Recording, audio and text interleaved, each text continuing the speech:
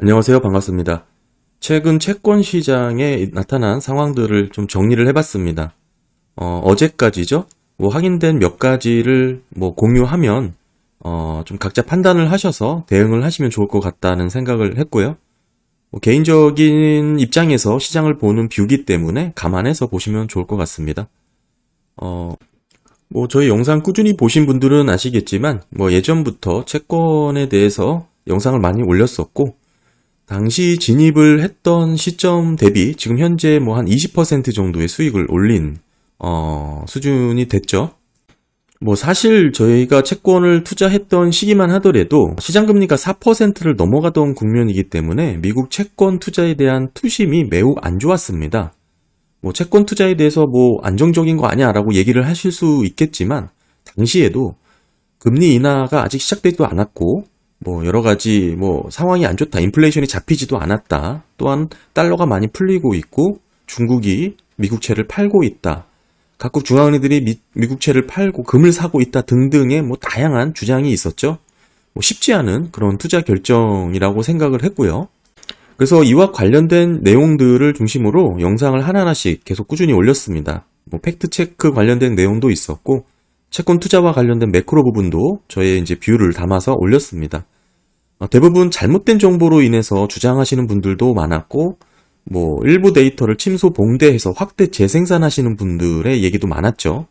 결국에는 시장이 두려워하는 포인트를 제대로 이해를 하고 있어야 투자를 하는 데 있어서 매우 큰 도움이 되기 때문에 이런 부분에 있어서 함께 공유를 해드렸습니다. 제가 보기에는 아무리 봐도 지금 채권 투자가 당시에는 상당한 매력 포인트였는데 그런 부분에 있어서 개인적인 뷰를 함께 공유를 했던 시기였고요. 지금 와서 돌아보면은 상당히 시기적절했다라고 보여집니다. 그 부분에서 어느 정도 투자 기회가 생겼다고 본 것이죠. 당시엔 아무도 투자를 하지 않고 패닉셀을 하던 채권이었기 때문에 그 시장과 나의 관점이 어느 정도 왜곡이 생겼죠. 그렇다면 그곳에서 이제 투자 기회가 초과 수익률이 발생하게 되는 거니까요. 지난 며칠간 좀 시장 금리를 지켜보니까 지금의 경제 상황과 기준금리를 종합을 해보면 현재 10년물 국채금리가 이 3.3까지 터치를 하고 다시 이렇게 일부 반등하는 모습을 보이고 있죠. 종합적으로 놓고 봤을 때는 지금 현재 시장은 10년물 시장금리가 이 3.3 이하로는 더 이상 떨어지기에는 버겁다라고 조금 바라보고 있는 것 같아요. 즉 여기서 시장금리가 먼저 3.3 이하로 낮아지기 위해서는 금리 인하에 대한 시그널이 분명해진다든지 경기 침체가 다시 본격화된다든지 또 다른 은행 리스크 위협이 생긴다든지 이런 이벤트가 있지 않다면 당분간은 지금의 시장 상황 경제 체력에서는 3.3이 유지가 될 것으로 이렇게 좀 보여지고요. 그런 의미에서 놓고 보면 결론적으로 이 3.3을 기점으로 3.3에서 3.5, 3.6 정도의 이런 박스권이 좀 이어지지 않을까 싶은 생각을 갖고 있습니다.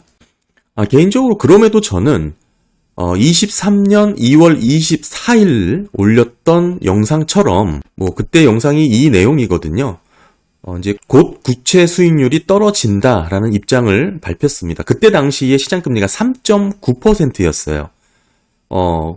며칠 뒤에는 4%를 넘어서기도 했습니다만 다시 빠르게 조정이 되면서 어느 정도 지금 안정이 됐는데 근거는 기준금리와 10년물 국채 수익률이 역전되면 결국에는 10년물 시장금리가 빠르게 안정된다라는 것을 지난 역사적인 사례를 통해서 제가 말씀을 드렸었고요.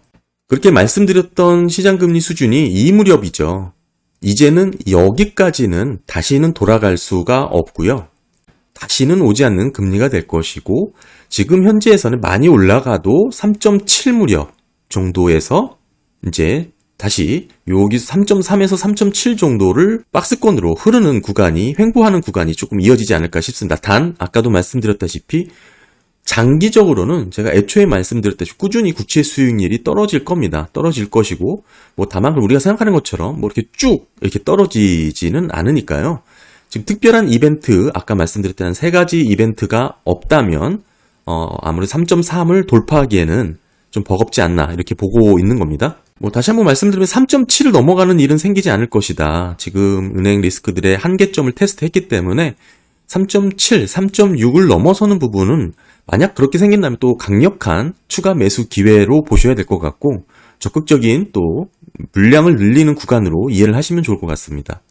뭐 이때와는 여러 가지 리스크 조건이 다르기 때문에 뭐 지금 이 무렵을 기대하면서 계속 진입을 안 한다라는 것은 조금 무리가 있지 않나 그렇게 보여지고요. 뭐 그렇다고 놓고 봤을 때는 이 3.3에서 뭐 3.6 사이를 트레이딩으로 이렇게 접근을 하는 건 어떠냐라고 생각해 볼 수가 있는데, 뭐 나쁘지 않다고 생각을 합니다만, 궁극적으로는 이게 이렇게 주름을 펴서 먹겠다라는 전략이잖아요. 사실 뭐 트레이딩 자체를 저는 부인하진 않지만, 그럼에도 불구하고 일정 부분 비중은 꼭 보유를 하시면서 갑작스럽게 생길 수 있는 이벤트라는 것은 금융 위기가 되겠죠.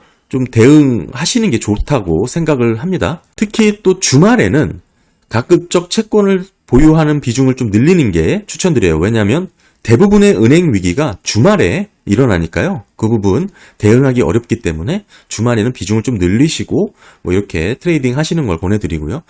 저는 뭐 사실 트레이딩을 적극적으로 하진 않습니다. 그 이유는 뭐 세금 문제도 있고, 뭐 굵직하게 나중에 세금을 절세하는 방법으로 지금 뭐 이렇게 하는 게 더 유리하다는 뭐 계산을 했기 때문에 그렇고요. 네, 그래서 보시면 특별한 이벤트가 생기지 않는다면 연준은 지금 현재 상황에서 쉽게 기준금리를 내리진 않을 것으로 보여지고요. 그 뜻은 금리가 횡보할 가능성이 상당히 높다는 뜻이죠. 다만 분명히 기억해야 할 것은 이미 침체가 한번 생겼고, 그 침체는 점차 확대되면서 다가오고 있다라고 생각을 합니다. 물론 이런 침체가 다가오는 요인 하나와 내년 24년 대선을 앞두고 재무부의 강력한 조치와 대응이 있기 때문에 이 두 가지가 서로 리스크 요인이 상반되죠. 그래서 계속적인 이 위험 요인이 연장될 가능성도 높습니다. 그러니까 시장과 정부 대응이 팽팽한 구도가 어떻게 흘러갈지를 잘 유심하게 살펴야 되는 건데요. 그래서 앞으로 남은 굵직한 이벤트가 뭐가 있냐 정리를 해보면, 첫 번째는 기준금리 피벗에 대한 구체화가 있겠죠. 그 다음에 이거 구체 한도 상향 조정 협상 과정이 또 하나 있습니다. 그리고 경착륙, 하드랜딩에 대한 이벤트가 있죠. 그러니까 저는 시장을 보고 있는 관점의 자체가 지금 어느 정도 심각한 경착륙이 이어질 것이다라는 입장을 갖고 있기 때문에 뭐 그 점을 말씀을 드리고요. 네, 여전히 물가가 높은 수준을 유지를 하고 있죠. 물론 예전에 비해서 많이 빠르게 꺾였고 그 꺾이는 추세가 이어지고 있긴 하지만, 지금 현재 금융위기가 잠잠해지고 있는 상황에서는 연준도 기준금리 인하에 대한 구체화를 본격화하기에는 상당히 어렵다고 보는 겁니다. 적어도 지금 6%대에 머물러 있는 이 CPI 숫자가 지금 이 5 이하로는 떨어져야 그래도 이제 어느 정도 피벗에 대한 기대 심리가 좀 확산될 것이라고 생각을 하고요. 뭐 아직은 조금 시간이 필요하다라고 볼 수가 있겠죠. 그것에 비해 시장 금리가 3.3%까지 떨어진 거는 너무 빨리 조정을 받았다라고 볼 수가 있습니다. 지금 시장 금리가 3.3을 찍었던 배경을 조금 살펴보면, 연준이 그래서 시장은 보시게 되면 5월달 FOMC에서는 기준금리를 25bp 한번 올리고 6월달은 동결이죠. 그다음에 다음번에는 인하, 그리고 그 다음번에도 인하, 그 다음번에도 인하입니다. 그리고 내년 6월달 기준으로 놓고 봤을 때는 3%대의 기준금리가 형성될 것이다라고 보고 있는 거예요. 지금 시장에서는 시장금리가 3.3%를 찍을 수 있었던 요인이 되는 겁니다. 한마디로 지금 시장에서는 올해만 뭐 벌써 4번 정도인가요? 3번 정도인가 인하를 할 것이다라고 지금 실질적인 선물 거래로 이루어지고 있는 것이고, 내년에 가서는 앞자리가 3자를 찍을 것이다, 기준금리가. 뭐 이런 입장에서 형성된 지금 3.3% 시장금리라는 것을 기억을 하셔야 될 것 같고, 다만 연준은 아까도 말씀드렸다시피 CPI가 여전히 높은 수준을 유지하고 있기 때문에 이게 계속 떨어지긴 할 겁니다만, 적어도 이 4% 정도까지는 오와야 그래도 의미 있게 기준금리 인하에 대한 구체화가 본격화될 것으로 예상을 해볼 수가 있을 것 같고요. 그래서 이런 점을 놓고 종합을 해보면 이 3.3을 깨서 더 내려가기 위해서는 경기 침체라든지 신용 리스크 위험이 다시 한번 불거지지 않는다면 조금 어려운 그런 구간으로 해석을 할 수도 있겠죠. 지금 현재 시장은 최근에 지금 SVB 사태 이후에 빠르게 안정되고 있습니다. 그러면서 상당히 바이오 ETF를 중심으로 상승 추세가 이어지고 있죠. 이 말은 금리 하락에 대한 기대감이 상당히 빨리 팽창되어 있다는 뜻입니다. 거기에 성장주, 특히 이제 바이오 등 이런 매수세가 이어지고 있는 것입니다. 지금 모건 스탠리의 ERP 차트 보시게 되면 신용물 채권과 S&P 500의 EPS를 기준으로 지금 위험도를 계산을 한 거예요. 지금 현재 수준이 하이 리스크 존을 넘어서서 죽음의 구역까지 지금 다다랐죠. 이 제목이 지금 무시무시합니다. 그래서 정리를 해보면 3.3 이하로 떨어지기는 어렵고 여기서 3.7 정도를 어느 정도 계속 이렇게 횡보할 가능성이 있다. 특별한 이벤트가 없다는 전제로 그렇게 말씀을 드리고요. 그럼에도 여전히 주식의 지금 고평가된 부분은 채권 대비 지금 상당히 리스크한 구역이다라고 좀 보여집니다. 아까 보여드렸던 이 모건 스탠리에서 작성한 이 차트, 하이 리스크 구간을 넘어서서 데스존에 들어섰다. 현재 주식 가치를 평가를 해보면 채권과 비교해 볼 때 주식이 상당히 비싸고 투자할 이유가 전혀 없다라고 단명하게 보여주는 그런 그래프죠. 그럼에도 사실은 궁극적으로 언젠가는 기준금리는 계속 내릴 것이고 또한 지금 경제 체력이 계속적으로 버티기에는 버거운 상황이라는 것은 재확인된 부분이 있기 때문에 시간은 여전히 우리 편이라는 것을 조금 말씀을 드리고 싶습니다. 지금 현재 시장 금리가 형성되어 있는 분위기와 시장 상황에 대한 내용을 한번 정리를 해서 말씀을 드린 거고요. 여기서 이제 개인적인 뷰를 담아서 설명을 드린 겁니다. 즉, 갑작스럽게 생기는 은행 리스크, 금융위기에 대한 위협이 없다면 지금 현재 경제 상황에서는 3.3을 이하를 깨서 내려가기에는 좀 시간이 필요하다라고 이렇게 정리를 할 수 있겠네요. 감사합니다.